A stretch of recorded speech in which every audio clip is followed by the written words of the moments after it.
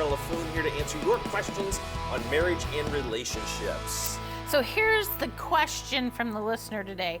How do you stay full all the time? And I think this listener is talking about, or a Facebook person, it doesn't really say, is talking about how do we save our energy? Maybe how do we... Our emotions. Yeah, how do we...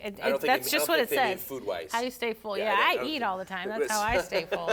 I have always wished that my wife had a little gauge on her forehead that would tell me how empty or full she was, because then I would know when and when not to ask certain questions, like what's for dinner, you know. Her tank's empty, I ask what's for dinner, and it's like, you got two hands, you got 2 feet. Exactly, I'm do it done. yourself, you know? But I think the idea is, how do we stay emotionally, spiritually, relationally full, or save that energy when for there's our so much spouse? else going on. I mean, it's understandable when you're working a full-time job, you're taking care of kids, you come home, you have to do chores, how do we stay full for each other, for our kids, for our family? One of the things that I haven't always done it perfectly, but I keep a little notebook at the chair that I sit in the mornings to read, and I just try and reflect on all the blessings of the day before. What are things that I'm thankful for? And it could be just stuff like Jay picked up his underwear. That's a good sign.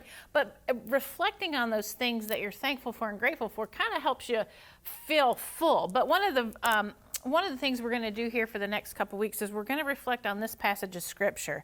Let me start with another one first. Okay. Because one of my favorite passages of Scripture is John 10:10, where Jesus said, I have come that you might have life and have it to the full.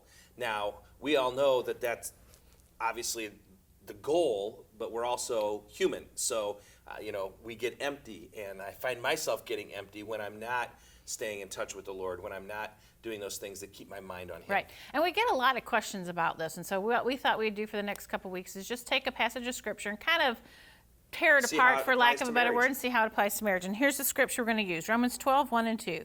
Do not conform any longer to the pattern of this world, but be transformed by the renewing of your mind. Then you'll be able to test and approve what God's will is, His good, pleasing, and perfect will. So always starting with the end in the mind.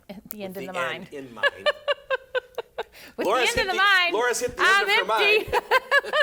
But really focusing on that for the next couple of weeks and really figuring out, how does that apply to Scripture? I mean, how does that apply to our lives? And how does it apply to being This full relationship. and saving what we need to save for our marriage relationship? Well, we are Jay and Laura LaFoon here for your life, your marriage, and for really to answer your questions on relationship. How do you stay full? You got to keep your focus on the Lord. When you keep your focus on the Lord, it keeps you full, and you've got energy and emotion for your spouse. So ask us those questions. We love them, and we will do our best to answer them. Have a great